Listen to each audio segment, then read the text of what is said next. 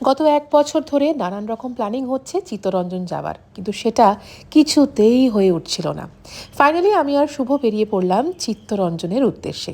চিত্তরঞ্জন মানেই প্রচণ্ড আনন্দ, দারুণ রকম একটা এক্সাইটমেন্ট। দেশ বিদেশ আমরা যতই ঘুরি না কেন, যখনই আমাদের চিত্তরঞ্জন আসার প্ল্যান হয় তখন আমাদের এক্সাইটমেন্টটা কিন্তু দ্বিগুণ হয়ে যায়।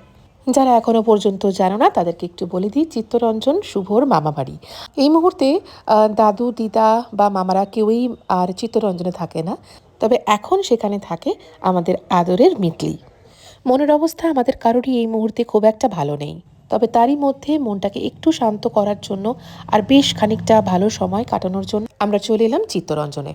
আমরা মিথিলা এক্সপ্রেসে করে এসছি বলে একটু রাতই হয়ে গেছে চিত্তরঞ্জন ঢুকতে, তবে এখানে এলেই মনটা না অন্যরকম হয়ে যায়।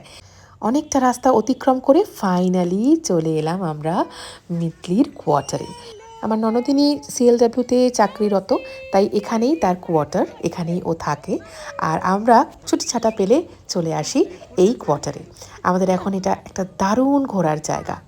এই হচ্ছে রাজাত, মিতলির হাজব্যান্ড, আর এই হচ্ছে আমাদের ছোট্ট রাহি বাবু, যাকে অলমোস্ট আপনারা সবাই এতদিনে অনেকবার দেখে নিয়েছেন।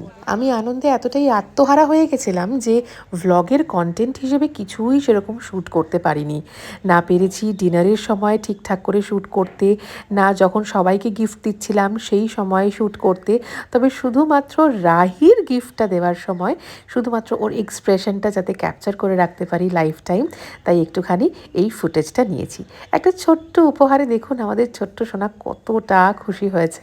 মানে সত্যি কথা বলতে এই গিফটটা ওকে দেওয়ার পর আমরাও ভীষণ খুশি হয়েছি। ভারী মজার টর্টোয়াইজটা, লাইট জ্বলছে, সাউন্ড হচ্ছে, আর তার সাথে রাহি খুব খুশি হয়েছে।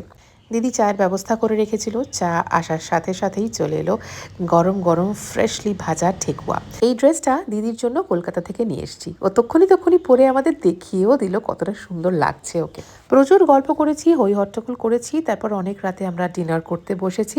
ডিনারে ছিল হাঁসের ডিম আর রুটি, তবে যে ভাত খেতে চাইবে তার জন্য ভাতের আয়োজনও ছিল।